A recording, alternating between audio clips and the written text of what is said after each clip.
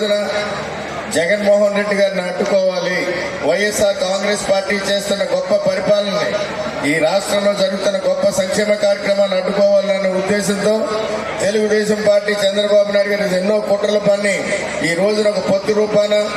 భారతదేశంలో ఉన్న అన్ని పార్టీల్ని కలుపుకుని, అంటే ప్రధానంగా పొత్తులో ఉన్నది 3 పార్టీలైనా ఇండైరెక్ట్ గా కాంగ్రెస్ పార్టీతో కూడా పొత్తు పెట్టుకున్న విధానం మీ అందరూ కూడా తెలుసుకోవాలి. ఈ రోజున వాళ్ళ ప్రధాన లక్ష్యం పేదల పక్షాన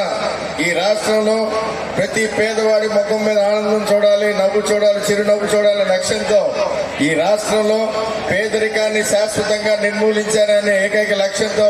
జగన్మోహన్ రెడ్డి గారు చేపట్టిన గొప్ప సంక్షేమ కార్యక్రమాలు అయితే కానీ ఈ రోజున పరిపాలన ప్రతి పేదవాడి ఇంటి గడపకు తీసుకెళ్లాలనే విధంగా ఈ రోజున వాలంటీర్ వ్యవస్థ ద్వారా ఏ మాత్రం అవినీతికి తావు లేకుండా ప్రతి లబ్ధిదారుడికి లబ్ధి పొందే విధంగా కూడా ఈ రోజున ఆయన ఈ సంక్షేమ కార్యక్రమాలన్నీ కూడా అందించడం జరిగింది. ఇందుకు సోదరులకి మరొకసారి ధన్యవాదాలు తెలియజేస్తా ఉన్నాను. మరి ఈరోజు చాలా చక్కటి కార్యక్రమం. సోదరుడు శ్రీ గంగాధరం గారు ఎంతో అభిమానంతో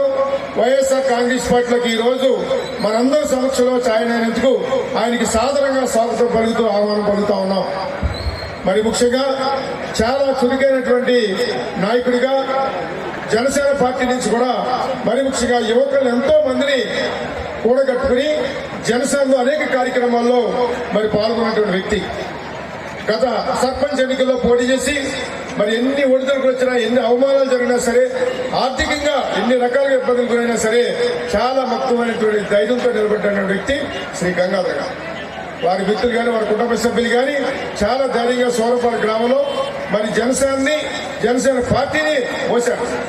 కానీ చివరాఖరికి మరి ఆ పార్టీలో కొన్ని అవమానాలు జరగడం, ఆ పార్టీ ద్వారా ఏ రకమైనటువంటి ఉపయోగం ఉండదనుకుని ఒక చక్కటి నిర్ణయం తీసుకుని వారు కానీ వారి మిత్రులు కానీ వారి కుటుంబానికి సంబంధించినటువంటి కానీ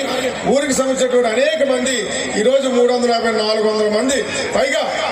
ఈరోజు మా అందరి సమక్షంలో వైఎస్ఆర్ కాంగ్రెస్ పార్టీలోకి, అది కూడా శ్రీ వైఎస్ జగన్మోహన్ రెడ్డి గారు చేసే సంక్షేమ కార్యక్రమాల పట్ల ఆకర్షితులై మరి జగ్గంపేట నియోజకవర్గంలో వైఎస్ఆర్ కాంగ్రెస్ పార్టీ నెగ్గించాలి, కౌటర్ సింగ్ గారిని నెగ్గించాలి, అలాగే కాకినాడ పార్లమెంట్ నుంచి కూడా శ్రీ శనమలశెట్టి సునీల్ గారిని కూడా నెగ్గించాలి అనే ఏకైక లక్ష్యంతో మరి శ్రీ గంగాధర్ గారు ఈ రోజు మన పార్టీలోకి రావడం జరిగింది.